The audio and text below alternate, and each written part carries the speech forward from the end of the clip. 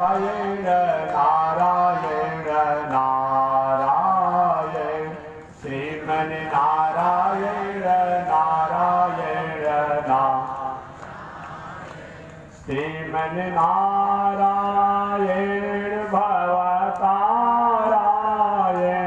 श्रीमन नारायण भवतारा लक्ष्मी नारायण नारायण नारायण लक्ष्मी नारायण नारायण नारायण श्रीमन नारायण जग उधारायण श्रीमन नारायण जग उधार लक्ष्मी नारायण नारायण नारायण लक्ष्मी नारायण नारायण आग लगी आकाश में बरसन लगे अंगार हो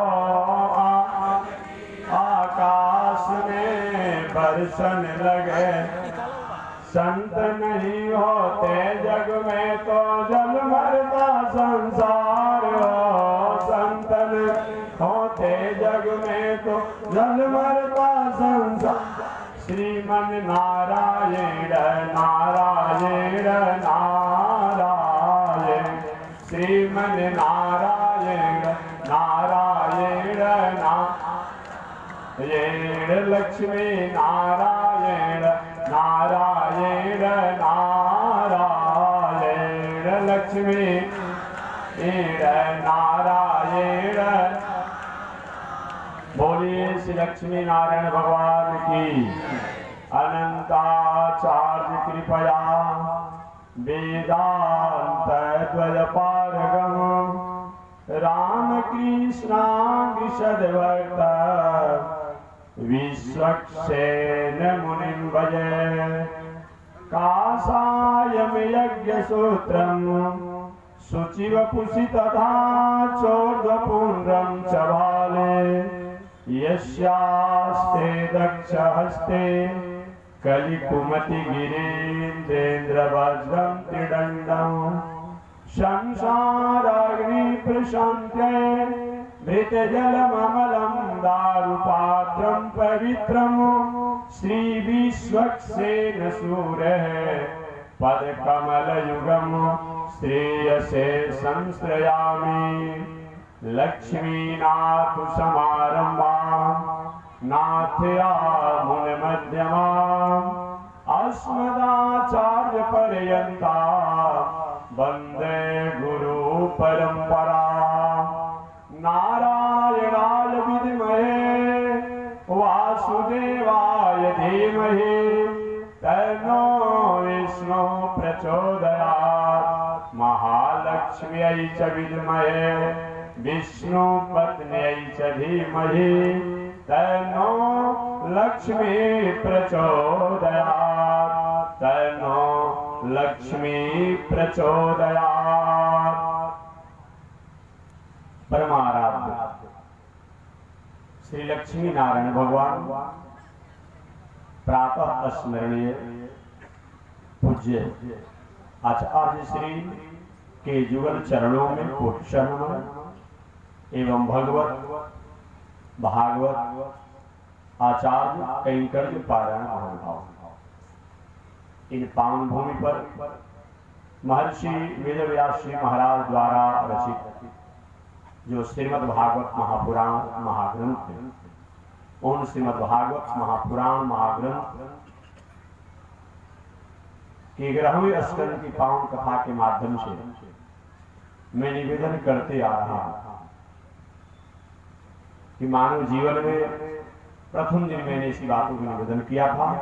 आज उसी शब्दों से उपसंहार मैंने कथा को समेटने की मैं प्रक्रिया में निवेदन करूंगा। मेरा विषय क्या था?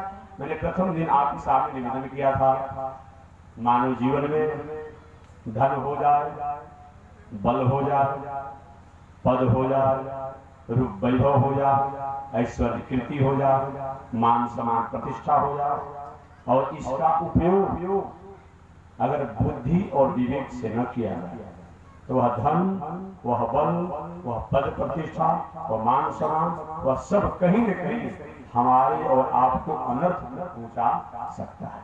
कोई जरूरी नहीं है, लेकिन प्रायः अनर्थ तक पहुंचने या अनर्थ करने की मुकाम तक हम पहुंचने के अधिकारी बन सकते हैं। इन बातों को भागवत में दूसरे का ये शब्द नहीं है, भागवत में दूसरे ने नहीं कहा है। इन संदेशों को भगवान श्री कृष्ण एक बार द्वारिका पुरी में अपने पूर्ववासियों के, जनवासियों के, स्वजनवासियों के किसी प्रकार से उनके दिल दिमाग पर यह अपनी सुधर्मा नाम की सभा में उपदेश दिया था। भगवान श्री कृष्ण के परिवार के लोगों ने कुछ ने सुना, कुछ ने नहीं सुना, कुछ ने माना, कुछ ने नहीं माना, जिसका परिणाम हुआ कि एक दिन भगवान श्री कृष्ण के परिवार के लोग संतों के साथ अपराध किया। जिन संतों के प्रति हमारी श्रद्धा सुमन होनी चाहिए, जिन संत शास्त्र ईश्वर के प्रति हमारी उद्गार होनी चाहिए, हमारी जिज्ञासा होनी चाहिए, तो वही संतों के पास भगवान श्री कृष्ण के परिवार के लोग ने क्या किया? संदेह प्रकट किया, जिसका परिणाम क्या हुआ? अविश्वास प्रकट किया, जिसका परिणाम क्या हुआ? उन भगवान श्री कृष्ण के परिवार के लोग साप के भाजन बने और ऋषियों के साप के भाजन होने के कारण द्वारिकापुरी में कोई रह नहीं रहा, कोई रह नहीं रहा। साप होने के बाद द्वारिकापुरी उदासी में थी, किसी की सब लोग उद्विग्न थे, व्यग्र थे, व्याकुल थे। देखिए, कोई भी हमारे आपके द्वारा समाज, शास्त्र, राष्ट्र, संस्कृति से हट करके कोई काम किया जाता है, चाहे समाज के लोग कहे या न कहे, परंतु भीतर से अपने आप एक ग्लानि होती है, ग्लानि होती है अपने आप। व्यवहारिक बात, नाराज मत होइए, जाने का समय हुआ हवा, मैं अगले पड़ाव पर जाने वाला, नाराज मत होइए। देखिए, कहीं अपने आप में आप कहीं किसी कारण से शराब के भट्टी पर बैठ करके, दुकान पर बैठ करके कहीं गिलास लेकर जे भी पीते हैं, भले समाज नहीं कह रहा हो, आपके साथ रहने वाले नहीं कर रहे हैं, लेकिन भीतर से अपने आप गिलाने लगा, क्या हमारे परिवार को संस्कार पड़ेगा? क्या समाज को परिवार संस्कार पड़ेगा? लोग देखेंगे तो क्या कहेंगे? भले कोई बोलता नहीं है, लेकिन भीतर से ग्लानि होती है। अब वही कहीं शरीर स्वस्थ है, कहीं दूध में केसर मिलाकर कहीं अपने आप चौराहे पर कहीं कुर्सी लगा के पीते हो तो ग्लानि होती है क्या? अरे भाई, अच्छा कम से कम करें। तो भले दुनिया समाज हमें टोके या न कहे या न कहे, हमारे आपके द्वारा यदि किंचित किसी प्रकार के ऐसे उदाहरण स्वरूप मैंने बताया, किसी प्रकार का कोई ऐसे हमारे द्वारा अपचार, अपराध हो रहा हो, चाहे समाज जाने या न जाने, लोग जाने या न जाने, लेकिन भीतर से एक ग्लानि होती है अपने आप में। इसीलिए बताया गया है ये द्वारिकापुरी में किसी का अभाव नहीं है, सब कुछ है। कल परसों मैंने व्याख्या कर दिया, धन का, जन का, पद का, रूप का, वैभव का, शब्द का कोई कमी नहीं है, परंतु द्वारिका पूर्ववासियों द्वारा पक्षात अपना आप हुआ, जिसके परिणाम स्वरूप किसी को मन नहीं, सब उदास। अचानक एक दिन नारद जी महाराज का आगमन हुआ द्वारिका। अरे, द्वारिका के बगल में पिंडारक क्षेत्र में नारद जी महाराज पहले से ही थे, वही नारद जी महाराज का आगमन द्वारिकापुरी में हुआ। द्वारिकापुरी में आगमन होने पर सबसे प्रथम मुलाकात भगवान श्री कृष्ण के पिता श्री श्री वसुदेव जी महाराज से नारद जी को हुई। श्री वसुदेव जी महाराज ने नारद जी को अभिनंदन किया, वंदन किया, स्वागत किया, और अभिनंदन, वंदन, स्वागत करते हुए षोडशोपचार से उनका पूजन किया। हमारी भारतीय दर्शन में, हमारे वैदिक भारतीय दर्शन में वैदिक भारतीय दर्शन में देवता, संत, महात्मा, भगवान को दो प्रकार से पूजा करने की प्रणाली विशिष्ट प्रचलित है। एक पंचोपचार, एक षोडशोपचार। पंचोपचार माने गंध, धूप, दीप, नैवेद्य, ये जो अपने आप होता है। और षोडशोपचार से 16 प्रकार से पूजा करना है, ये बताया गया। श्री वसुदेव जी महाराज ने नारद जी को षोडशोपचार से पूजन किया। पूजन करने के बाद वसुदेव जी महाराज ने कहा कि हे ईश्वर, ऐसी मेरी मान्यता है कि हो सकता है तीर्थों में वास करने के बाद, गंगा इत्यादि पवित्र नदियों में स्नान करने के बाद, मंदिर में दर्शन करने के बाद एक व्यक्ति पवित्र होगा कि नहीं होगा, लेकिन आप जैसे संतों का अगर सहवास हो जाए तो व्यक्ति के जीवन में कहीं न कहीं सुधार का मौका मिलता है। इसकी वचन है श्री वसुदेव जी महाराज ने अभिनंदन करते हुए श्री नारद जी से कहा। दूसरे शब्दों में नारद जी महाराज ने कहा, श्री वसुदेव जी महाराज ने कहा कि बाबा, ये भी मेरी मान्यता है कि देवा नाम चरितम सुखाय च दुखाय च। देवा नाम देवताओं का चरित्र जो है, इस संसार के प्राणियों के लिए किसी को सुख भी पहुंचाता है और किसी को दुख भी पहुंचाता है। परंतु संतों का चरित्र और व्यवहार समाज के उपकार और कल्याण नहीं होता है। अतः नारद जी महाराज, मैं आपको वंदन करता हूँ, स्तुति करता हूँ, नमन करता हूँ। आगे श्री वसुदेव जी महाराज ने पूछा, हे देवर्षि नारद जी, ये बताएं कि मानव धर्म क्या है? मानव धर्म का मतलब क्या होता है? मानव धर्म होता क्या है? मानव धर्म का मतलब, इस संसार में हम जन्म ले लिए, इससे हम मनुष्य नहीं जानेगा। केवल इस संसार में हमारा आपका जन्म हो जाए, इससे हम मनुष्य नहीं कहलाएंगे।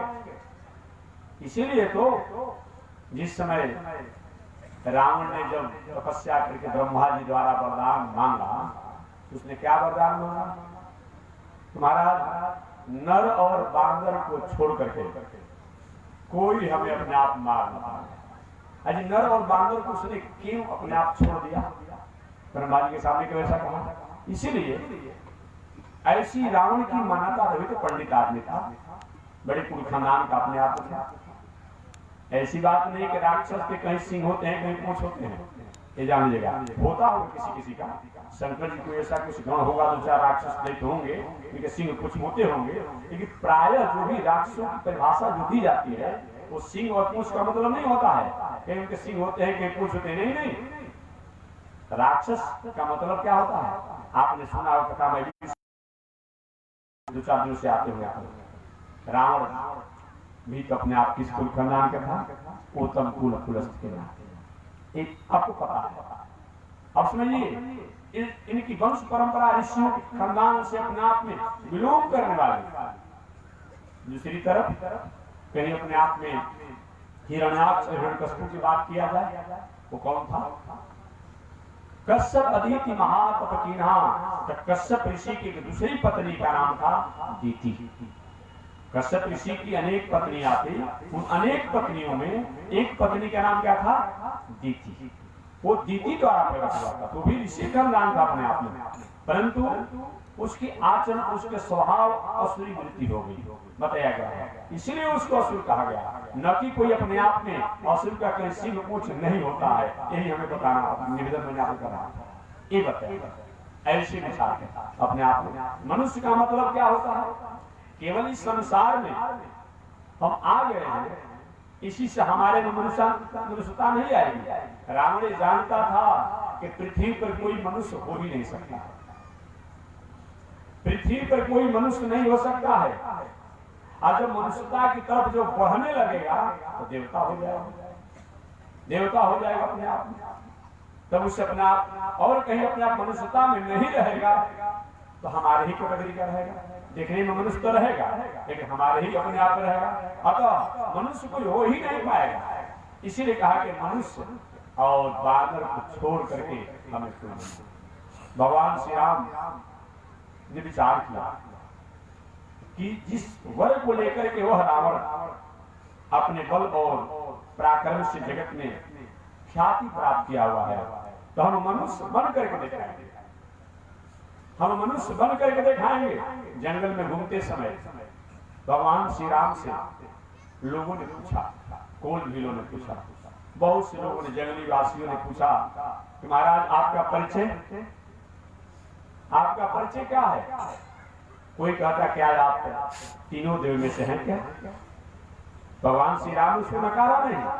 किसी ने कहा महाराज क्या कोई आप राजकुमार है क्या? उनको भी नकारा नहीं। लेकिन भगवान से पूछा गया तो भगवान क्या कहते हैं? भले मानस में राम जी का परिचय अलग अलग दिया गया हो, लेकिन भगवान श्री राम से जब पूछा गया, जब कुल भीलों ने, जंगल में रहने वाले लोगों ने पूछा आपका क्या परिचय है, तो उन्होंने कहा कौशलेश दशरथ के जाए। हम कौन है?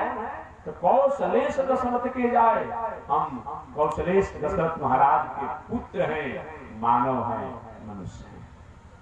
पिता की आज्ञा, माता के वचनों को पूरा करने के लिए मैं जंगल में आया। भगवान इस बातों को नकारा नहीं, मैं देवता नहीं हूँ, तीनों देवों में नहीं हूँ, लेकिन एक अलग बात कह दिया क्या कि भगवान ये कहते कि मैं अपने आप में तीनों देव में देव हूँ, तब तो ब्रह्मा जी के वरदान थोड़ा सा अस्त व्यस्त हो जाता है। इसलिए उन्होंने अपना परिचय देते हुए कहा अपने आप में कौशलेश दशरथ। आज भगवान मनुष्य बन करके और हम संसार के लोगों को उपदेश दिए। भले ही किसी का युग चलता हो, कोई भी चल रहा हो, लेकिन राम राज की बात होती है। राम राज माने क्या होता है? जिस राज्य में मर्यादा की गरिमा से ही जीवन को जीते हो, वही राम राज है।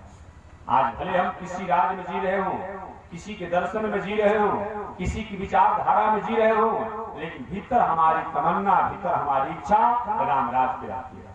जान हम किसी भले अपना विचारधारा में जी रहे हो, ये बात अलग की है। किसी विचारधारा, किसी दर्शन से द्वारा हमारा जीवन व्यतीत हो रहा हो, लेकिन भीतर हमारी तमन्ना, हमारी इच्छा, हमारी चाहना जो होती है कि हम राम राज जैसा ही जीवन जिए। राम राज का मतलब क्या होता है? इसलिए होता है कि हमारे घर की बहू, हमारे घर की बेटी, हमारे घर का बेटा, हमारे घर का भाई एक मर्यादा और संस्कृति के रूप में। एक बहुत बड़ा नास्तिक अपने आप में आदमी है, भले दूसरे के यहाँ अपने आप को मार करता है, वेश्यावृत्ति करता है, दूसरे बेटी बहू को आबरू को लूटता हो, अपने आप में भ्रमित करता हो, वो भी चाहता है कि हमारे घर की बेटी बहू कहीं गरिमा की कलंकित न हो। इसी का नाम राम, इसी के नाम राम। जीने वाले लोग अलग अलग तरीका से जीते हो, भले अलग अलग दर्शन से जीने वाले लोग हों, लेकिन सब लोग की इच्छा रहती है कि हम राम राज में ही जिए। क्योंकि राम राज को अगर मानव जीवन से हटा दिया जाए, इस जगत से हटा दिया जाए, तो पशु में और मनुष्य में बहुत अंतर नहीं होता। आहार निद्रा भय मैथुनम च समान में पशुभे नरा धर्मो ही को अधिको विशेष। हमारी आपकी पहचान धर्म ही है। धर्म का मतलब केवल मंदिर में घंटी डोलाना ही धर्म नहीं होता है, और इतना ही तक कोई धर्म जानता हो तो शायद उसने स्तुतियों के वाक्यों को, संतों के संदेशों को उसने जाना जाता है। धर्म का मतलब केवल इतना ही नहीं होता है कि नवरात्र में नवरात्र कर लिए, शिवरात्र में शिवरात्र कर लिए, छठ में छठ कर लिए। ये धर्म है, लेकिन ये धर्म का क्या है? ये धर्म का अपने आप में प्रक्रिया है। जान लीजिएगा, धर्म की ये प्रक्रिया है, केवल यही धर्म नहीं है। धर्म का मतलब क्या होता है कि जिसको धारण करने के बाद हमेशा हमेशा के लिए हमारे जीवन का भटकाव समाप्त हो जाए, उसी का नाम क्या है? जिसको धारण करने के बाद, जिसको सुनने के बाद, जिनको मानने के बाद, जिनको स्वीकार करने के बाद हमारे जीवन की किसी प्रकार की भटकाव जो हो वो हमेशा हमेशा के लिए समाप्त हो जाए, उसी का नाम क्या है? घ्रियते पतने इति धर्म। ये धर्म की व्याख्या है। क्या चीज? घ्रियते पतने इति धर्म। हम गिर चुके हैं, हम गिर रहे हैं, हम गिरने वाले हैं। जिसको धरने के बाद, पकड़ने के बाद, सुनने के बाद, स्वीकार करने के बाद अब हमारा गिरना, फिसलना वहीं पर रुक जाए, उसी का नाम। मंदिर में घंटी डोलाना भी धर्म है, गंगा स्नान करना भी धर्म है, अनेक प्रकार के पर्व उत्सव महोत्सव मनाना आदि धर्म है, लेकिन केवल इतना ही धर्म नहीं है। केवल इतना ही धर्म नहीं है। जिस धर्म को कारण हम अपने जीवन में जहां से हम आए हैं, जिसने हमको इस संसार में विदा किया है, उनके प्रति हमारी रुझान हो जाए, और जिस संसार में हम रहते हैं इसके प्रति अपने आप में हमारा व्यवहार हो जाए, उसी का नाम धर्म। देखिए, व्यवहार सबसे करना चाहिए। संसार से व्यवहार कीजिए, और संसार में जो विदा किया है उनसे अपने संबंध रिश्ते को जोड़िए। संसार से आप व्यवहार कीजिए, और जिसने आपको विदा किया है, जो आवाकमान, उससे आप अपना संबंध जोड़िए। लेकिन हमारा क्या हो गया है, हम संसार से संबंध जोड़े हैं, और जिसने हमको विदा किया है उसी से व्यवहार करते हैं। यही सबसे इसका मतलब क्या होता है? इसका मतलब एक व्यवहार की बात है। व्यवहार माने क्या होता है, और अपने आप में व्यवहार का मतलब क्या होता है, और समर्पण माने क्या होता है, मैं निवेदन करूं, संबंध माने क्या होता है। व्यवहार, कभी आप लोग एयरपोर्ट पर गए होंगे, या हो सकता बहुत लोग नहीं भी गए होंगे अपने आप में, या गए होंगे तो अच्छी बात है अपने आप में, या एक चीज कहीं किसी अपने आप किसी जिला में, किसी थाना में, कहीं अपने आप किसी प्रकार के कोई बहुत बड़ा अपने आप में अधिकारी आता है, तो देखेंगे कर्मचारी द्वारा, प्रशासनिक कर्मचारी द्वारा उनको सैल्यूट डाला जाता है, सलामी डाला जाता है। वो व्यवहार व्यवहार है अपने आप में। कभी आप एयरपोर्ट बताया गया है कि जहाज की यात्रा किए हो, और जहाज में जो ही आप प्रवेश करते हैं, एयर होस्टेज, चाहे वो बालक हो या बालिका, क्या करते हैं, नमस्ते। मालूम पड़ेगा कि आज से 50 वर्ष पुराना आपका कोई परिचय है। देखेंगे ऐसा मालूम पड़ता है, हंसते हुए मुस्कुराते हुए मालूम पड़ता है कितना 50 वर्ष का पुराना आपसे उनका परिचय है। आज आप जहाज से उतरने लगते हैं, तभी अपने आप ठीक है, पुनः मिलेंगे अपने आप में, पुनः प्रणाम करके मुस्कुराते हुए विदा करता है। वो क्या, उसका व्यवहार है।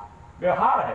ठीक उसी प्रकार से आप संसार में रहिए, संसार में आप रहिए, लेकिन संसार में रहते मानिए खेती, व्यापार, नौकरी, अध्ययन, अध्यापन, परिवार, पत्नी, बाल बच्चों, किसी को कहीं हम बिगड़ने नहीं देंगे, सबको हम गरिमा से संभालेंगे। लेकिन जिसके कारण ये संसार और समाज मिला हुआ है, अगर वो नहीं चाहे तो क्या दुनिया के लोग हमारे साथ रहेंगे? नहीं रहेंगे।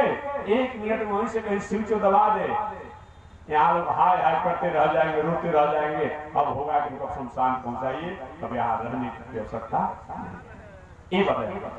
तो जिसके द्वारा इस संसार में हम व्यवहार और समाज बनाया है, उनसे हम संबंध जोड़े, और संसार के लोगों से हम व्यवहार भी अपना होना चाहिए। अगर कहीं अपने आप में जिसने एयरपोर्ट पर एयर होस्टेज अपने आप जो भी अपने आप हो, उनको जो बहाली किया है, अगर वैसा वो न करें तो कहां से हटना पड़ेगा।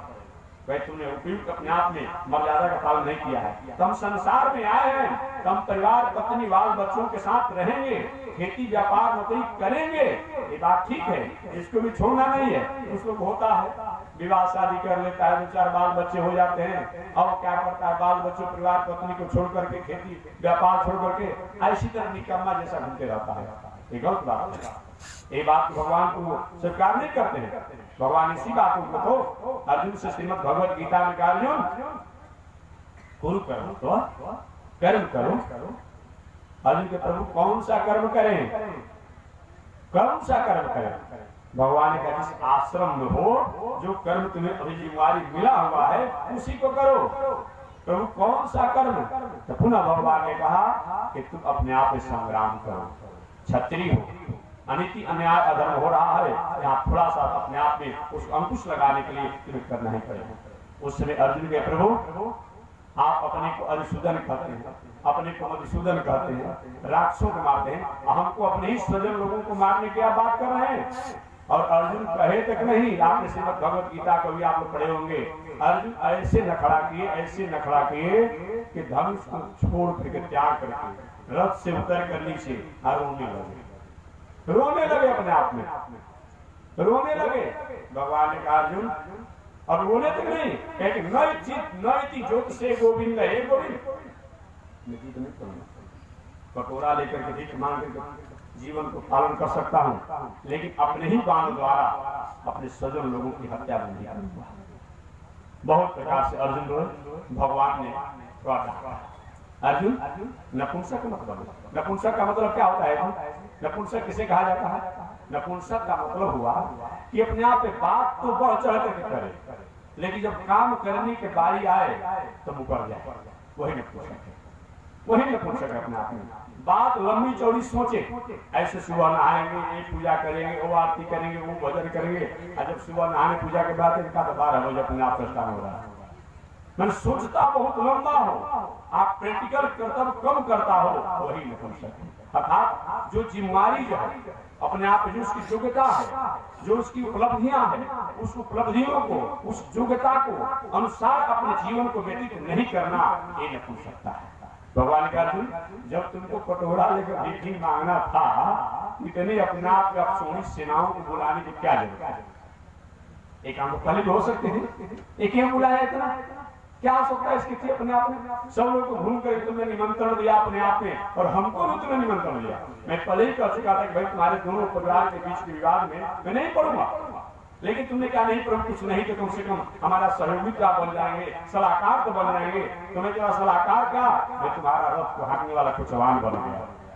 हमको तुमने अपने आप बना लिया, मैं तुम्हारे सहयोग के लिए आया, और तुम कहते हो नहीं जो से वो भी रो रहे हो, ऐसा नपुंसकता को छोड़ो। ये तो उसी तरह से हाल है जैसे कोई अपने आप लड़का विवाह के अपने आप सब सारा व्यवस्था हो जाए, कार्ड भी छप जाए, निमंत्रण भी छप जाए, सब कुछ बर बारात जो है सब अपने आप चले जाए, और यही सिंदूर दान की जब बात आवे कहीं हम जा रहे संन्यास लेने के लिए। अरे भले आदमी, जब तुमको संन्यास ही लेना था, जोगी ही बना था, बैरागी ही बनना था, तो कार्ड क्यों छपाया, निमंत्रण क्यों दिया है? अब सिंदूर दान का समय है और तुम कहते हो हम बैरागी बनेंगे, इन्हें पुरुषोत्ता है कि नहीं पुरुषता है? एक कोई मतलब होता है। इसीलिए भगवान ने डांटा, और डांटा ही नहीं बहुत प्रकार से, इसीलिए भगवान उसमें पूरे गीता का उपदेश ही दे दिए। और जब दे दिए तो वही अर्जुन कहते हैं कि नष्ट हो मोह, महाराज मेरा मोह नष्ट हो गया। अर्थात मैं जो समझता था कि जिसके द्वारा मेरा मोह का मतलब क्या होता है, मैं जो समझता था कि जिसके द्वारा मेरा हित होगा, मेरा कल्याण होगा, वो बस तो ऐसी बात नहीं थी। अब मैं जिसको अपना अहित मानता था, बस तो वही हमारे लिए कारगर है। अतः नष्ट हो मोह, मेरा अज्ञानता, मेरा अविवेक नष्ट हो गया। भगवान तो क्या करना चाहते हो बता दो।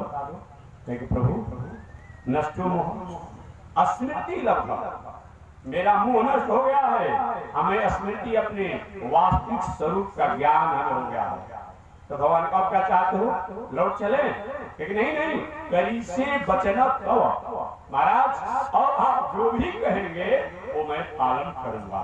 तो भगवान के ठीक है, तो धनुष उठाओ और धनुष पर बाण चढ़ाओ, और जो तुम्हारे सामने स्वयं जो गुरु के रूप में, पुरोहित के रूप में, मामा के रूप में, चाचा के रूप में, पिता के रूप में जो तुम्हारे सामने अनित्य अन्याय अधर्म पर जो अपने पैरों को फैलाए हुए हैं, उन पर सबसे पहले बाण चलाओ।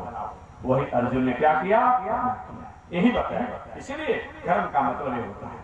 तो मैं निवेदन करना चाह रहा था, भगवान श्री राम की ही मर्यादा को अगर जीवन से हटा दिया जाए तो जीवन में कुछ बचता उचता नहीं। मर्यादा से कोई भी अलग नहीं है। ये माइक अपनी मर्यादा में है, आप शब्दों को पहुंचा रहा है, आप अच्छा लगता है। कहीं माइक बिगड़ जाए तो जल्दी इसको हटाइए अपने आप ही। हाँ, अपने आप लाइट जो है प्रकाश देता है, अच्छा लगता है, अगर फ्यूज हो जाए तो जल्दी हटा दीजिए। ये दुनिया में मर्यादा से हट जाए कोई व्यक्ति, उस व्यक्ति का कोई मतलब नहीं होता है। इसलिए भले दुनिया में किसी दर्शन से कोई जिए, किसी विचारधारा से कोई जिए, लेकिन राम जी की मर्यादा से कोई अलग नहीं है, ये बताया गया है। तो मैं निवेदन करना चाह रहा था कि मानव धर्म क्या है।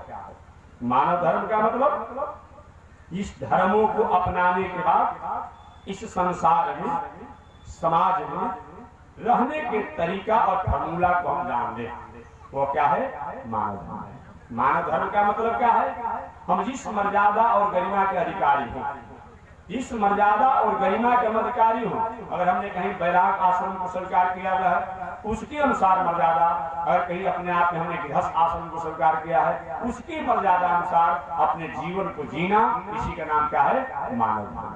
या दूसरे शब्दों में ये कहना कि गृहस्थ आश्रम में रहते हुए, परिवार, पत्नी, बाल बच्चों के साथ रहते हुए, खेती, व्यापार, नौकरी, अध्ययन, अध्यात्म,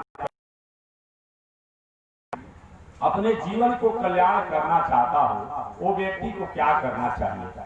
क्या घर गृहस्थी में रह करके, परिवार, पत्नी, बाल बच्चों के साथ रह करके भी अपना कल्याण किया जा सकता है कि वैराग आश्रम लेना ही पड़ेगा? श्री नारद जी महाराज ने श्री वसुदेव जी से कहा, वसुदेव जी, गृहस्थ आश्रम में रहना ये बंधन नहीं है, केवल वैराग आश्रम में प्रवेश कर जाना केवल मोक्ष का कारण नहीं है। मानव जीवन में हमारा लक्ष्य और उद्देश्य अगर ठीक है तो हम घर गृहस्थी में रह करके भी अपना कल्याण कर सकते हैं। हम भले संसार को कह देते हैं महाराज जी, घर गृहस्थी संसार बहुत बड़ा झंझट है। अच्छा ये बता दीजिए हमसे आप कि दुनिया में कहाँ झंझट नहीं है, हमको बता दीजिए। बद्रीनाथ भी आप जाएंगे, कितना भी बैरागी हो जाएंगे, तो वहां पे तो किसी से भोजन की कामना करनी पड़ेगी ना, किसी से कपड़ा की इच्छा होगी ना, कहीं रहने को होगा ना, तो वहां भी समाज से जुड़ना पड़ेगा आपको, वहां भी तो आपको समाज से जुड़ना पड़ेगा। ये दुनिया में कैसे आप अकेले रह सकते हैं? ये दुनिया बंधन का कारण नहीं है, दुनिया को हमने अपना बना लिया है, मान लिया है, ये बंधन का कारण है। ट्रेन की यात्रा होनी चाहिए, ट्रेन की यात्रा होनी चाहिए, लेकिन ट्रेन की यात्रा ऐसा मत करें कि आपका स्टेशन आ जाए और आप ट्रेन की यात्रा बात करने में इतने मगरूर हो जाए मित्रों से, यात्री से, कि अपने मुकाम पर उतरना ही भूल जाए। ये अच्छी बात नहीं है। ये यात्रा होनी चाहिए, लेकिन इस यात्रा में हम भूले नहीं, अर्थात समाज संसार में रहें, लेकिन रहते हुए अपने मुकाम को नहीं भूलना चाहिए, यही बताया गया है। अतः ये संसार बंधन का कारण नहीं है, ये झंझट नहीं है।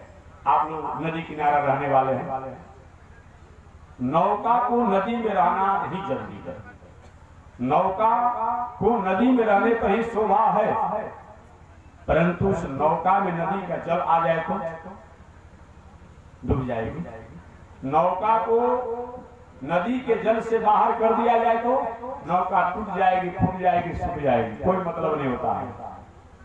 कहीं अपना नौका में नदी का जल भर जाए तो नौका डूब जाएगी। दोनों में समस्या है। नदी से बाहर नौका को किया जाए, सूख जाएगी, टूट जाएगी, फूट जाएगी, कोई मतलब नहीं। कहीं नौका में अगर नदी का जल भर जाए, नौका डूब जाएगी। तो क्या करना चाहिए? करना यही चाहिए कि नौका में जैसे ही जल भरे उसको निकाल कर बाहर फेंक दीजिए, बस यही उपाय। बाकी नौका को तो नदी में ही रहना चाहिए।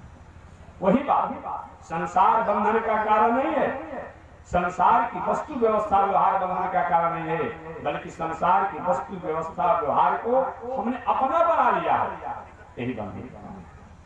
जो भी है अपने आप में, उन सबको परमात्मा की इच्छा, परमात्मा की कृपा मान करके अगर उन वस्तु का उपयोग करते हैं, कोई भी अपने आप में नुकसान नहीं है। मानस में कहा गया है, तुम ही निवेदित भोजन करो। भगवान ये नहीं कहते हैं कि गाड़ी अगर तुमने खरीदा है तो पहले हमको दे दो, दूसरा गाड़ी अपने खरीद लो। ऐसा किसी कहने आए क्या? नहीं। भगवान ये नहीं कहते हैं कि अपने आप में कपड़ा अपने आप सिलवा रहे हो तो हमारे लिए वो सिलवा दो। कहाँ कर आपसे कह रहे हो? नहीं कि अपने लिए अपने आप ने बनाया, लग्जरी मकान बना दिया है तो हमारे बनाओ। भगवान नहीं कहते हैं कि भले आदमी मकान में तो तुम्ही को रहना है, लेकिन सुंदर लग्जरी मकान कहीं आपने बनवा दिया तो रात में सोते समय कुछ हमको भी तैयार कर लो, यही तो कहते हैं। और क्या कहते हैं? सोते समय उनको याद है, प्रभु आपने कृपा किया है, इतना सुंदर भवन मकान बन गया है, तो हमारे व्यक्ति जैसा क्या कर सकते हैं? यही भगवान करवा। सुंदर वस्त्र सिवाइए और जब पहनने लगे उनको याद करके पहनिए, सुंदर भोग बनाइए, पाने लगे उनको याद करिए। बस यही मानव धर्म है, इसमें किसी वस्तु का त्याग नहीं है। छोटा बच्चे है अपने आप में, नाती है, पोता है जो है अपने आप में, कैसे इसको छोड़ा जा सकता है? अपने आप में छोड़ने की आवश्यकता भी नहीं है। उन बच्चों को अपने आप में आप स्कूल ले जाइए, पढ़ने के ले जाइए, लेकिन ले जाते और ले जाते से भगवान ने गिफ्ट दिया, एक पुरस्कार दिया है। इन बच्चों को भी शिक्षित करना हमारा नैतिकता अधिकार बनता है, ये भगवान की आज्ञा मान करके। और बच्चों को, उन परिवार को संवर्धन करते हैं तो हर कर्म ही आपका धर्म हो जाता है, हर कर्म ही आपकी जोग हो जाती है, हर कर्म ही आपकी साधना हो जाती है। श्रीमद् भगवत गीता में भगवान श्री कृष्ण ने अर्जुन से कहा, अर्जुन तुम जोगी हो, तुम सन्यासी हो, अभी प्रभु अभी रहने दीजिए, घर की गृहस्थी को संभालना है, जोगी मत बनाइए। भगवान ने कहा मैं जोगी सरंगी लेकर नहीं बजाने कह रहा हूँ, मैं नहीं कह रहा हूँ तुम वो जोगी हो जाओ। मैंने तुमको जोगी इसलिए कहा तुम अपने मर्यादापूर्ण अपने परिवार इत्यादि के संवर्धन करते हुए अपना जीवन जियो और हमारी आज्ञा मान करके, ईश्वर की आज्ञा मान करके, वेद श्रुति की आज्ञा मान करके तुम कर्म करो तो तुम जोगी ही हो, तुम सन्यासी ही हो, ये बताया गया है। इसलिए हमारे वसुदेव जी महाराज ने पूछा प्रभु ये बताएं कि अपने आप में मानव धर्म क्या है, घर गृहस्थी में रहकर भी उन परमात्मा को प्रसन्न कैसे किया जा सकता है। नारद जी महाराज ने कहा इसके लिए एक सूत्र है, उन सूत्रों को जीवन में उतारना पड़ता है। तो हम घर गृहस्थी में रहकर के भी अपने परिवार पत्नी बाल बच्चों के साथ रहकर के भी अपना कल्याण कर सकते हैं। वसुदेव जी महाराज ने कौन सा सूत्र है, कायेन वाचा मनसेन्द्रियैर्वा बोध्यात्मना नुसृत स्वभाव करोमि यद्यत् सकलं परस्मै नारायणाय। यही सूत्र है, कायेन वाचा, अपने शरीर द्वारा, अपने वाणी द्वारा, अपने आत्मा द्वारा, अपने इंद्रियों द्वारा, इंद्रियों के व्यवहार स्वभाव द्वारा, जो मन द्वारा, बुद्धि द्वारा जो कर्म करे वह कर्म और कर्म के फल इन दोनों को हमारे को अर्पण करना, यही कर रहे हैं। ऐसा अगर किया जाता है तो हर कर्म ही हमारी है, हर कर्म ही हमारा जो हो जाता है, हर कर्म ही हमारी पूजा हो जाती है। वर की वर्ष कर्म ही पूजा, यही कर्म ही पूजा है। इस कर्म में परमात्मा की भावना समझ करके जो कर्म किया जाए वह कर्म पूजा ही जाता है। इस कर्म को नैतिकता मान करके, अपनी जिम्मेवारी मान करके और परमात्मा से उस कर्मों को अगर जोड़ दिया जाता है तो वह कर्म धर्म हो जाता है, वह साधना हो जाता है, वह जग हो जाता है। यही बताया व्यवहारिक उदाहरण एक देकर के तो आगे न बढ़े। एक बार एक संत मार्ग में जा रहे थे, अचानक जाते जाते कुछ ही आगे बढ़े तो देखे कि एक मजदूरी कर रहे थे। उन्होंने स्वभाव पूछा क्या कर रहे हो बेटा, क्या कर रहे हो? तो उसने कहा तुम्हें दिखाई नहीं पड़ता मैं क्या कर रहा हूँ। उस मजदूरी ने कहा तुम्हें दिखाई नहीं पड़ता मैं क्या कर रहा हूँ, जाओ आगे बढ़ो। हाल है पूछते क्या कर रहे हो? महात्मा आगे बढ़ गए, दूसरे कुछ ही आगे बढ़े, दूसरा एक मजदूरा काम कर रहा था। अरे क्या कर रहे हो अपने आप में? तुम्हारा एक पेट का सवाल है, अपने आप में रोजी रोटी का सवाल है, इसलिए मैं मजदूरी कर रहा हूं। पुनः आगे बढ़ा, तीसरे मजदूरा से पूछा भाई तुम क्या कर रहे हो? तुम्हारा परिवार को चलाना है, कपड़ा भोजन की व्यवस्था करना है, तो मैं मंदिर में मजदूरी कर रहा हूँ। तो भगवान का सेवा तो ऐसे जब करने का मौका मिलता नहीं है, ऐसे भगवान का सेवा भी हो जा रहा है। भगवान के सेवा के बदला में जो मजदूरी मिलती है उसे परिवार का भरण पोषण करता है। देखिए यही हो गया। तीनों मंदिर में ही काम कर रहे थे। एक से पूछा गया क्या कर रहे हो? उसने कहा तुम्हें दिखाई नहीं पड़ता मैं क्या कर रहा हूँ? ये कोई मंदिर में काम कर रहा है, वो भले मंदिर में काम कर रहा है, लेकिन उसको अपने आप में अपने पोशाक को ही उसको हल्का है। दूसरे व्यक्ति से पूछा गया तुम क्या करो कर रहा था, लेकिन उसने कहा कि पेट अपना पे रोटी और पेट का सवाल, अपना पेट रोटी और अपना कपड़ा का सवाल है अपने आप में, इसीलिए मैं कर रहा हूँ। वो भी अपने आप में अपने रोटी और कपड़ा के ही सवाल में वो मजदूरी कर रहा है। तीसरे ने क्या कहा, महाराज भगवान ने बहुत बड़ी कृपा किया है जो अपनी सेवा भी में बुला लिया है, अन्यथा जब करने का समय मिलता नहीं है, पूजा करने का समय मिलता नहीं है, मंदिर में जाने का समय मिलता नहीं है, तो भगवान की सेवा भी हो जा रही है और अपने आप को जो मजदूरी मिलेगा इससे अपने आप परिवार का भरण पोषण। तीनों एक ही काम कर रहे हैं, लेकिन जिसने कहा कि भगवान ने कृपा कर बुला लिया उसका क्या हुआ, मजदूरी भी उतना ही मिलेगा। भगवान उसे लेने नहीं जा रहे हैं, लेकिन उसका पूजा भी, धर्म भी हो गया और परिवार का भरण पोषण भी हो गया। ठीक वही बात है। हम और आप भी खेती, व्यापार, नौकरी, अध्ययन, अध्यापन, परिवार, पत्नी, बाल बच्चों के साथ रहें, लेकिन रहते हुए अपने आप परमात्मा से अपने संबंध को जुड़े रहें। एक परमात्मा ने कृपा किया है, आज परिवार के लोग इस समाज से खेती, व्यापार, नौकरी द्वारा हम अपने आप में दिन दूना रात चौगुना बढ़ रहे हैं। पर ऐसा अगर नहीं हो चाहेंगे कि दुनिया के लोग चाहने के बाद भी हम यहाँ पर रह नहीं सकते हैं, हम कहीं चले जाएंगे। यही बताया, इसी का नाम मांगे घर गृहस्थी, परिवार, पत्नी, बाल बच्चों के साथ रह करके भी अपने खेती, व्यापार, नौकरी करते हुए भी उन परमात्मा से संबंध को जोड़ जाए। श्री वसुदेव जी महाराज अच्छा लगा कि बाबा ऐसे सूत्र को अपनाने के लिए क्या करना पड़ता है। तो नारद जी महाराज ने कहा इसके लिए भक्त, कल व्याख्या में विस्तार से कर चुका हूं, भक्त बनना पड़ता है। भक्त 4 प्रकार के होते हैं, first class, second class, third class, समान। वह है परमात्मा की सत्ता मान करके, धर्म की सत्ता मान करके, ईश्वर नैतिकता की सत्ता मान करके, मर्यादा की सत्ता मान करके कहीं भी अनिति नहीं करता, वो फर्स्ट क्लास का भक्त वो है।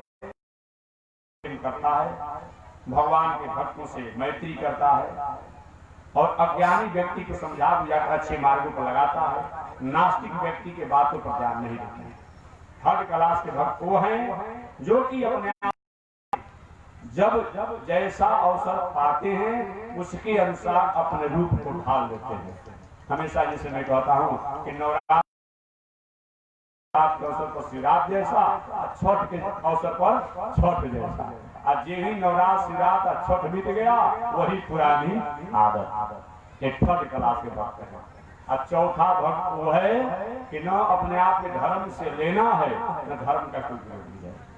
धर्म से लेना देना भी नहीं है, धर्म का विरोध भी नहीं है, न उधो को लेना न माधव को। ये बताइए, एक 5वां प्रकार का भक्त ऐसा होता है कि कितना भी धन, कितना भी बल, कितना भी प्रतिष्ठा, मान सम्मान होने के बाद भी कभी भी अपने धन, पद, प्रतिष्ठा, मान इत्यादि का अहंकार नहीं करते हुए उन परमात्मा से अपने संबंध को जोड़े रहता है। एक उच्च कोटि के भक्त हैं। इसी कोटि में हमारे विदेहराज जनक जी का नाम, विदेहराज जनक जी इसी कोटि के हैं कि धन, जन, पद, प्रतिष्ठा, मान सम्मान ये सब कुछ होने के बाद भी कभी भी अपने आप में ऐसा नहीं समझा गया कि इतने अपने आप में इतने बड़े हो सकते हैं। ये भी उच्च कोटि के भक्तों को इन पावन प्रसंगों को सुन करके श्री वसुदेव जी महाराज प्रसन्न कि महाराज ये ऐसे भक्त बनने के लिए क्या करना पड़ता है। तो नारद जी महाराज ने इसके लिए भक्ति करनी पड़ती है। भक्ति किसे कहा जाता है, तो कल भी मैंने व्याख्या बताया था। अगले शब्द में आज भक्ति की व्याख्या में बता भक्ति हमारे भीतर की वह एक तरंग है, वह एक उफान है, वह एक लहर है, जो हमारे भीतर जो सत्ता है, हमारे भीतर जो शक्ति है, हमारे भीतर जो एनर्जी है, हमारे भीतर जो तत्व है, हमारे भीतर जो रहस्य है, उनको अपने आप अपने जीवन के प्रैक्टिकल में उतारना, इसी का नाम क्या है, भक्ति। इसी का नाम भक्ति। अरे भाई, जो चीज आप भोजन किए रहते हैं तो आपको डकार जो आता है, डकार जो आता है तरीका क्या आएगा। कहीं प्याज लहसुन खाए होंगे तो उसका डकार कैसा होगा, आप अनुभव किए होंगे।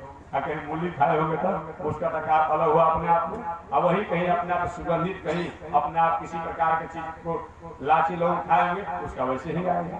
तो बताया गया है ये कोई अलग से डकार नहीं होता है, भीतर हमारा जो होता है उसी के अनुसार डकार होता है। डकार जिसको भी कहते हैं, ठीक वही बात है। हमारे भीतर जो तरंगे हैं, जो लहरें हैं, उठाने हैं, जो वो अपने आप में उसको जीवन के प्रैक्टिकल में उतारना, अर्थात हमारे भीतर तरंगे क्या है उन्हें एक बार में बता दूं। भले हम अनिति, अन्याय, अधर्म करते हैं लेकिन वो तरंग नहीं है, ये जानिएगा। भले अच्छा, मैं निवेदन करना चाहता हूँ, एक व्यक्ति 2, 4, 10 घंटा झूठ बोलता हो, या किसी व्यक्ति से कहा जाए कम से कम 1 वर्ष लगातार तुम झूठ बोलो, परेशान हो जाएगा कि कहां से इतना झूठ हम जुटाएं।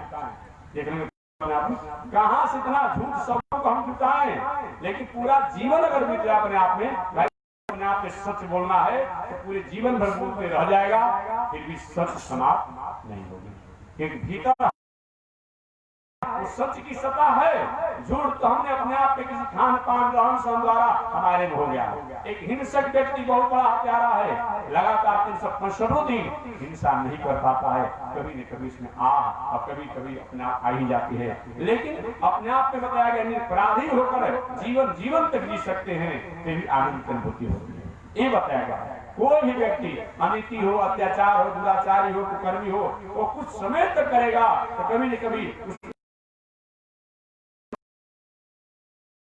हमेशा हमेशा दिया जाए, तभी उसे हम किसी प्रकार के संतुष्ट नहीं होते हैं, ये बताया गया। तो जो हमारे भीतर ज्ञान का, वैराग का, प्रेम का, सिंपैथी का, सहानुभूति का, सौहार्द का, समरसता का, सहिष्णुता का जो है, उसको अपने जीवन के बाहर प्रैक्टिकल में उतारते हुए दया, प्रेम, सदाचार इत्यादि द्वारा अपने जीवन को जीना, ये क्या है? भक्ति है। ऐसे भक्ति आगे श्री वसुदेव जी महाराज ने पूछा, कैसे पुष्ट किया जाता है, भक्ति कितने प्रकार की होती है?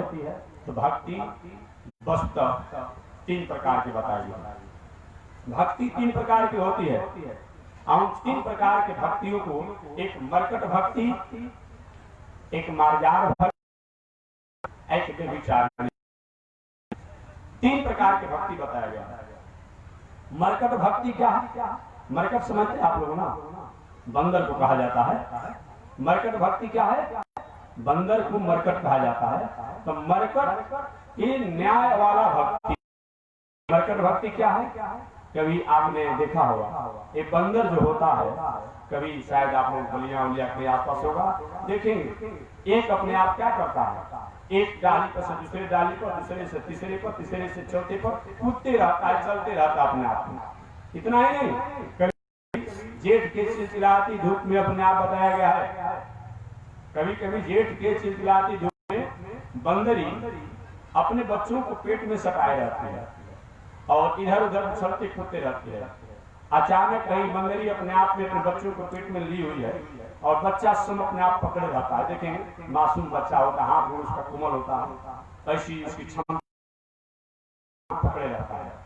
और बंदरी कहीं एक डाल से दूसरे डाल पर कहीं कूदना चाहती हो, अचानक उसके बच्चे का हाथ छूट गया, अपने से गिर गया, खुपड़ी फूट गया, उसमें बंदरी का कोई दोष नहीं। हम पूजा, पाठ, यज्ञ, दान, तीर्थ, व्रत इत्यादि द्वारा अगर उन परमात्मा को हम प्राप्त करना चाहते हैं, ठीक बात है, लेकिन इसमें थोड़ी सी भी असावधानी हो जाएगी तो हमारी भी हालत उसी तरह से होगी जैसे कि बंदरी के बच्चे का होता है। इतिहास आपने सुना होगा, हठवश सत संकट सहे गालव नौप नरेश। राजा ने करोड़ों करोड़ों गायों को दान किया, छोटी सी गलती हो गई, एक दूसरे की गाय दूसरे को उन्होंने दान दे दिया, उनकी गाय नहीं थी, जिससे चलते मरकर के गिरगिट हो गए। राजा नहुस का नाम आपने सुना होगा। राजा नहुस ने 100 अश्वमेध यज्ञ करके और इंद्र की गति को प्राप्त किया, इंद्र की गति को प्राप्त किया 100 अश्वमेध यज्ञ करके। लेकिन राजा नहुस ने अश्वमेध यज्ञ करने के अपने कुछ लोग अपने साधनों द्वारा अपना चाहते हैं कि हमारा कल्याण हो जाएगा। साधन होना चाहिए, लेकिन साधन के होने के बाद अपने गंतव्य को नहीं भूलना चाहिए, ये बताया गया है। साधन हो, लेकिन जैसे कि आपको यहाँ आना था, आपको यहाँ पर आना था, आपने मोटरसाइकिल, बस, ट्रक से आने का ऐसा मत साधन हो जाए कि साधने में हम रह जाएं, साध को भूल जाएं। अब यहाँ के लिए आना था, रास्ते में कोई मित्र मिल गया, अरे भाई बहुत दिन के पुराने मित्र हो, आप में अब चाय पीने लगे, जलपान करने लगे, सब करने लगे, अरे 6 बजे गए, कथा का समय समाप्त हो गया। ऐसे साधन में मत भूलिए कि अपने साध को भूल जाए, अपने मुकाम को भूल जाए, ये नहीं होना चाहिए। आज हमारे आपके द्वारा ही होता है, हम अपने आप में साध को भूल जाते हैं, साधन के द्वारा साध को भूल जाते हैं, ये बात ठीक नहीं है। राजा नहुस को यही हुआ, 100 करके उन्होंने इंद्र की गति को प्राप्त किया, लेकिन उनके द्वारा भटकाव हो गया। कथा आप सुने होंगे, राजा नहुस जब इंद्र की गति पर जब बैठे तो वे अपने आप एक अपने मंत्रियों को बुलाए और मंत्रियों को बुलाकर, सुन रहे मंत्री जी, हाँ ये बताइए इंद्र लोक हमारा हो गया, इंद्रलोक हमारा हो गया, इंद्रलोक के सारे साम्राज्य ऐश्वर्य हमारे हो गए, तो क्या पहले की जो इंद्र है उनकी पत्नी हमारी नहीं होनी चाहिए? अब बताइए, ये बुद्धि की ना समझिए कि नहीं समझिए। मान लीजिए कोई अलाधिकारी किसी गद्दी पर हो और उसकी बदली हो जाए, चाहे डिसमिस हो जाए, चाहे अपने और कुछ हो जाए अपने आप में, तो क्या अपने आप में उसके गद्दी तो भले आपको हो जाएगा, तो क्या उसकी पत्नी भी आपको हो जाएगी? अब 100 अश्वमेध जग करने वाला राजा नहुष की बुद्धि मारी गई और कहा कि नहीं, पहले के इंद्र जो थे उन इंद्र की पत्नी सची हमारी होनी चाहिए, और उसकी कुदृष्टि कुचेष्टा हुई, और उस कुचेष्टा कुदृष्टि के कारण उस इंद्र ने क्या किया, उन सची को, जो बाद में जो राजा नहुष इंद्र बना था, उन सची को अपना पत्नी बनाना, कथा विस्तार से उनको प्रसंग सुनाना है। वह क्या किया, उसको पत्नी बनाना था सची को, लेकिन अपने आप सची ने कहा कि देखिए एक उपयुक्त नहीं है, परंतु मैं बाध्य हूं, ठीक है, आप कहते हैं कि मुझको वर्ण करो, मैं वर्ण तो आपको करूंगी, लेकिन एक भी मेरा शर्त है।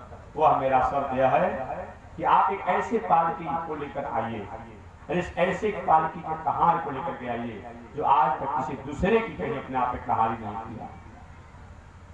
अब राजा नहुष अब क्या करें, ऐसा शर्त है इंद्राणी का, तब हमको वर्ण करेगी? ऐसा लेकिन नालायक व्यक्ति जो होता है वो किसी का नहीं होता है। बार बार सुनिए, मैं पुनः एक बार निवेदन करूं, कहीं अपने आप में उल्टा नारी बहुत नम्र हो जाए कहीं व्यवहार में, तो कहीं न कहीं आपको भटकने की गुंजाइश, बहुत बड़ा उपद्रव अचानक एक तभी कहीं न कहीं वह धोखा आप पर हो सकता है। कहीं बिल्ली जो है कहीं अपने आप में कुछ देरों तक अपने पैरों को और मुंहों को देकर अगर हो तो कहीं ने शिकार उसका ठीक हो गया है, कहीं सर्प कहीं झुक गया अपने आप में बहुत, तो कहीं के ढंग क्या कोई प्रहार करेगा, और धनुष कहीं ढेर झुक गया, तभी कहीं न कहीं कोई उपद्रव ये बताइए। इसलिए संयम होना चाहिए। राजा नहुष अपने आप में क्या किया, अब जो होने लगा, कौन ऐसा अपने आप में है जो कि आज तक किसी के सवारी नहीं के हैं, संजोग से ये बाबा लोग थे, उसमें आपके क्षेत्र के बाबा कहो कश्यप अत्रि भरद्वाज विश्वामित्र तथा गौतम जमदग्नि विश्वामित्र बाबा जो गाजीपुर नरेश जो थे अपने आप में, गाजी नरेश के पुत्र जो थे, ये भी थे अपने आप में, ये भी उस समय बहुत उच्च कोटि के संत हो चुके थे। ये सभी संतों लोग अपने आप में नाराज मत होइएगा, ब्राह्मण देवताओं लोग को एक थोड़ी सी कमजोरी है। क्या चीज, अगर कहीं अपने आप में जजमानिका उनके गांव पर है, उनका जजमान कहीं अगर दिल्ली में है, तो सोचते कि दिल्लियों में अगर हमारी ही जजमानिका चलनी चाहिए, वहाँ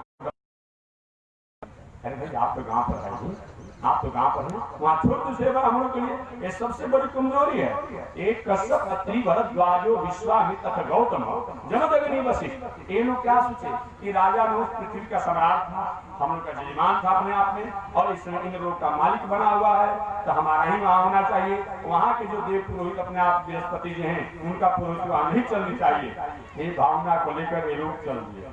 राजा नहुष जो राजगद्दी को प्राप्त किया था इन लोग के, और जब चले तो चलने के बाद जो भी व्यक्ति कामी होता है वो व्यक्ति किसी का नहीं होता है, न धर्म का होता है, न संत का होता है, न साधु का होता है, वो अपने स्वार्थ का होता है। और क्या किया, यही लोग आए, अचानक मंत्रियों ने कहा राजा नहुष आपका काम बन गया। कौन सा काम बन गया? अरे अभी तक आप कहाँ ढूंढ रहे थे, ये महाराज लोग जो आ रहे हैं ये आके किसी का कहारी नहीं किए हैं, दूसरे का आटा दूसरे का घी खाकर अपने आप आनंद में रहते हैं, इन्हीं को कहार बना लीजिए। लेकिन इनके वाणी में जय और क्षय दोनों है। अगर प्रेम से कोई काम कराएंगे तो कर देंगे, और बरियारी करेंगे तो क्षय भी कर देंगे। तो क्या किया जाए कि सबसे पहले अपने आप में बकुलवा भक्ति कीजिए, बेलैया दंडवत अपने आप में कीजिए अपने आप में। और क्या किया, राजा नहुष अपना सिंहासन छोड़ करके कभी दूर ही थे सप्तऋषियों, अपने आप में जाकर प्रणाम किया। हो गया इतना तो नम्र कहीं आकर कभी अपने आप देव लोग के इंद्र को देखा ही नहीं गया था। बहुत से इंद्र गद्दी पर बैठे, ऐसा नम्रता नहीं देखा गया अपने आप में। और क्या हुआ, वही से ब्राह्मण देवताओं को वरम ब्रूहि वरम ब्रूहि वरम ब्रूहि, वरदान मांगो वरदान मांगो वरदान मांगो। और बार बार महाराज जी अरे आप लोग जैसे महापुरुषों का दर्शन हो गया, हमें कुछ नहीं चाहिए। नहीं नहीं, तुमको जो मांगना हो सो मांग लो। मैंने सोची कुछ कह देंगे तो हम लोग को वचन हो जाएगा, हमारी अस्थायी इसकी व्यवस्था हो जाएगी। आगे जाते जाते कुछ आधा ही रास्ते में पहुंचा होगा कि महाराज जी आप जब कहते हैं हमें मांगने की इच्छा नहीं है, एक कहते हैं तो 5 मिनट के लिए हमारा, और ऐसा अगर आप लोग कर देते हैं तो पीढ़ी दर पीढ़ी के लिए हमेशा की सारी व्यवस्था कर दूंगा। उसमें विश्वामित्र बाबा भी थे। विश्वामित्र बाबा ने अपना माथा पर राम राम किस जन्म का पाप है क्या जब अब तो वचन दे चुके हैं। एक कम से कम हमको जानता तो है कि हम एक अपने आप में उच्च कोटि के अपना प्रभावशाली अपने आप राजकुमार रहे हैं, राजा रहे हैं अपने आप में, मेरे को जानता भी है, फिर भी अपने आप ऐसा किया। लेकिन वचन दे चुके हैं अपने आप में, और जो भी अपने आप सिंहासन का। महाराज जी पहले मैं आपके चरणों को धोना चाहता हूँ, अब धोकर आरती करूंगा, पंचोपचार से पूजन करूंगा, अब तब 5 मिनट का कहानी काम करना है तो सची के पास जाना है, पालकी पर हमें बैठा करके इसके बदला में आपके अनंत पीढ़ियों के मैं कल्याण के लिए व्यवस्था कर दूंगा। उन्होंने कहा सुनो, जो आरती करना है वही आरती कराओ, अब छोड़ो आरती, जो कराना है सो करा लिया, जाओ पालकी, हम वचन दे चुके हैं अपने आप में। और उस पालकी को राजा नहुष बैठ गए। आते बेचारे कहानी का काम लोग, दूसरे का आटा दूसरे का घी खाए, जय हो राजा जी, जय हो राजा जी का आशीर्वाद दिए अपने आप में। उसमें भी अब 7 लोग हैं, कश्यप, अत्रि, भारद्वाज, विश्वामित्र तथा गौतम, वशिष्ठ, यही 7 लोग हैं। तो बताया गया कश्यप, अत्रि, भारद्वाज, विश्वामित्र, ये 4 ऋषि लोग पालकी के अगले आगे वाले घंटा में रखे। तो सबसे पालकी पहले कश्यप, अत्रि, उनके पीछे अत्रि ऋषि हो गए। कश्यप, अत्रि, भारद्वाज, तीसरे नंबर पर भारद्वाज ऋषि हो गए। कश्यप, अत्रि, भारद्वाज, विश्वामित्र, और पालकी के डंडे के आगे जो उसके पीछे अपने आप में विश्वामित्र गया, उसमें आगे कश्यप ऋषि, और उसी में पालकी के अपने आप में डंडे में पीछे अपने आप विश्वामित्र बाबा हो। और पालकी के पीछे जो है 3 ऋषि हो गए, कश्यप, अत्रि, भारद्वाज, विश्वामित्र तथा गौतम ऋषि हो गए, जमदग्नि हो गए, वशिष्ठ हो गए। लेके जाने लगे इस सब ऋषि से भगवान कौन सा हम लोग द्वारा अपराध हुआ, ऐसा दंड दिला रहे हैं आज, ऐसा दंड, ये कौन जन्म का हम लोग का अपराध है। ये सोच रहे थे अपने आप अपने बारे में। अचानक इतना ही उतावला हो गया था, इतना उतावला था कि सर्प जो है व्याकरण से, सर्प मग धातु से बनता है, सर्प जो है मग धातु से बनता है, अपने आप में बताया गया है। मैंने तेजी में चलो, तेजी में चलो, जल्दी चलो, जल्दी चलो, ऐसा कह रहा था। भीतर से विश्वामित्र बाबा एकदम नाराज हो रहे थे, दुष्ट राक्षस का काम कर रहा है, आप संस्कृत बोल रहा है। संयोग से इतना ही उतावला हो गया, ये राजा नहुष इतना उतावला हो गया कि अचानक एक बार तो अपना पैर निकाल करके अब विश्वामित्र बाबा के मस्तके पर रख दिया। मैंने सर तेजी में चलो, कैसे कभी तो बैल गाड़ी को हाँकते हुए आपने देखा होगा कि पैरों से चिटकारा जाता है। और क्या हुआ, विश्वामित्र बाबा, रे राक्षस काम कर रहे हो, अब देववाणी संस्कृत बोल रहे हो, तो जाओ सर को भव मर करके सांप ही हो जाओ।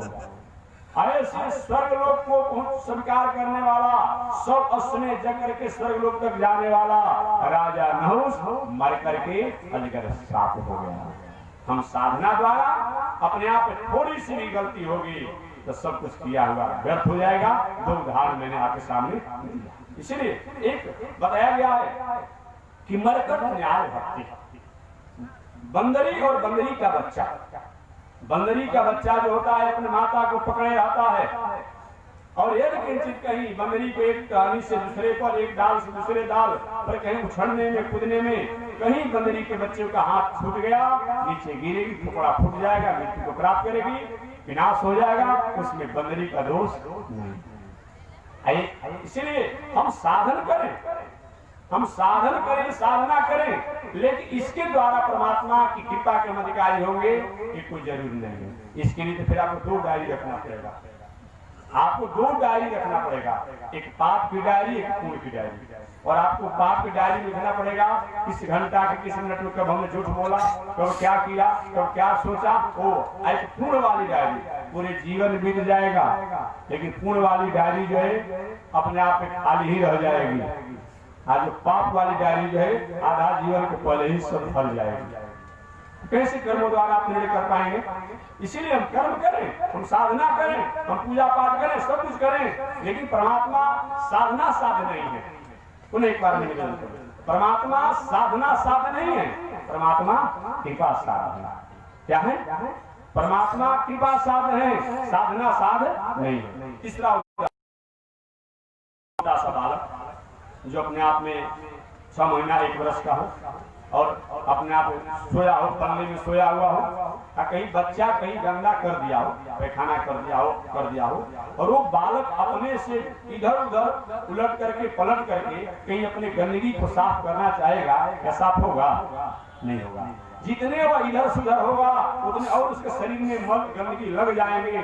वो तो माता जो है अपने भले उसके कपड़ा को दूसरा को साफ करता हो, उसको दूसरा को स्नान कराता हो, दूसरा को भोजन कराता हो, लेकिन ऐसे बच्चों को क्या करती है? ये नहीं देखती है उसका कपड़ा बहुत सुंदर है, लेकिन तत्काल अपने बच्चों को अपने हाथों से खा लेते हैं। मेरा बेटा गंदगी में लेट रहा है, और तत्काल लेकर के पूरी धो करके निर्मल करके सुंदर स्नान करा करके सुंदर वस्त्र पहना करके टीका करके अपने बच्चे को अपने गोद में ले लेती है।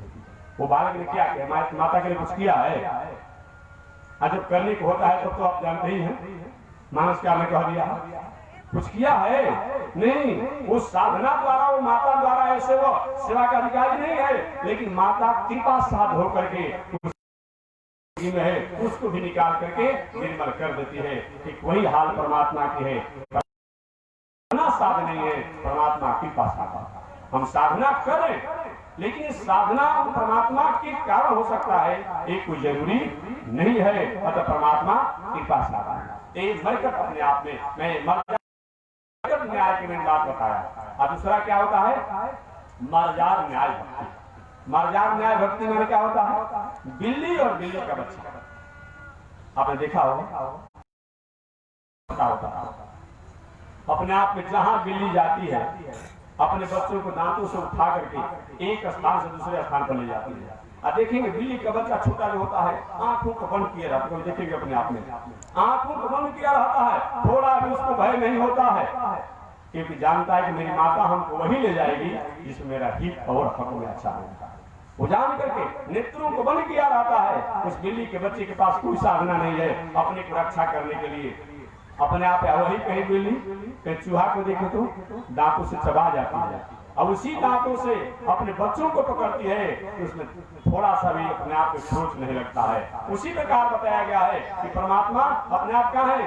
हम लोग एक मर्यादा बताया गया है कि मर्यादा न्याय द्वारा हम कर्म सब कुछ करते हैं, लेकिन करते हुए अपने कर्मों को हम परमात्मा को अर्पण कर देते हैं। प्रभु आपकी सब कुछ है, आपने सब कराया है, ये मानकर करते हैं। यही श्रेष्ठ साधना, ये श्रेष्ठ साधना है। 2 प्रकार की भक्ति हो गई। एक होते है व्यभिचारिणी भक्ति।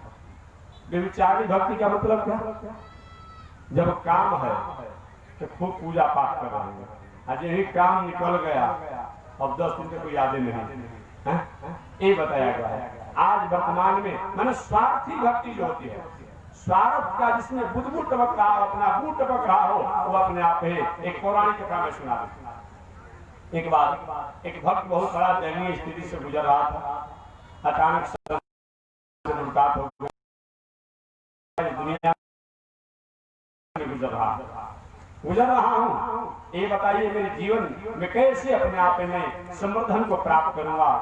हमारे नारद जी महाराज ने कहा तुमको तो साधना करनी पड़ेगी, भजन करना पड़ेगा, आराधना करना पड़ेगा। उसने पूछा बाबा किसकी आराधना? कहा कि दुनिया में सबसे जल्दी प्रसन्न होते हैं वो कौन है भाई? भूत भावन शंकर जी। इतना इसीलिए तो उनका अपने आप पे शंकर नाम रखा हुआ है, शिव नाम पड़ा है, भूत भावन है। समझिए, मंदिर में जाइए, अक्षत चढ़ाइए प्रसन्न, बेलपत्र चढ़ाइए प्रसन्न, जल चढ़ाइए, खोल करके भाग हुई जाइए तो भगवान शंकर प्रसन्न करते हैं। तभी एक अपने आप में एक पौराणिक गरीबी से जी रहा था। अचानक घूमते घूमते कहाँ हमारा होगा, शंकर जी के मंदिर में गया। पुराना मंदिर था, बहुत अपना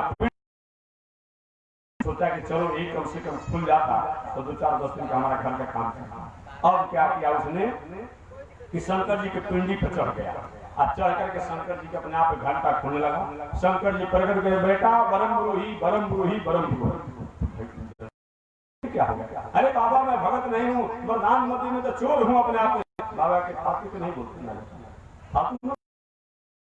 पत्र चाहता है, कोई जल चढ़ाता है, कोई धतूर चढ़ाता है, कोई चावल चाहता है। अब तुमने अपने शरीर को हमारे को चढ़ा दिया, अभी कहते हो कि अपने आप हम नहीं करते हैं। ऐसे शंकर जी इसमें लेगा। नारद ने कहा वही शंकर जी है। अच्छा अपने आप में महाराज उनसे भी जल्दी और प्रसन्न होने वाला कौन है? तो नारद जी का उनसे भी जल्दी प्रसन्न होना ब्रह्मा बाबा। क्यों? शंकर जी की पूजा पाठ तो है, लेकिन ब्रह्मा जी की पूजा पाठ होगा पूरी दुनिया में तो द्वारा पूजा करते हैं। शंकर जी ऐसा कोई काम नहीं होगा। तो ब्रह्मा जी से भी जल्दी प्रसन्न हो। इनकी पूजा बहुत नहीं करते हैं, भगत नहीं है, उसको जितना भी होगा उससे उतना तो भक्त हमारा रहेगा। अच्छा नारद जी ने बताया भगत जो है अपने आप में जपने लगा, ब्रह्मणे नमः। ब्रह्मा जी प्रसन्न हो गए, बेटा पूजा किया है, तपस्या जप किया है, कलयुग के भक्तों को इतना बड़ा छूट। हाँ 3 वरदान मांगो, क्योंकि 3 महीने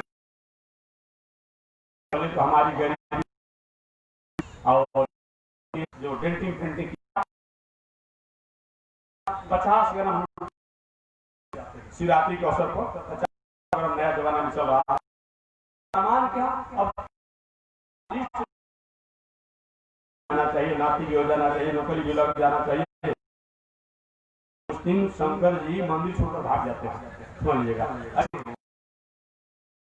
भूख समाप्त हो जाए, भूख समाप्त नहीं होगा आप जल पिएंगे, कामना नहीं करेंगे कि हमारा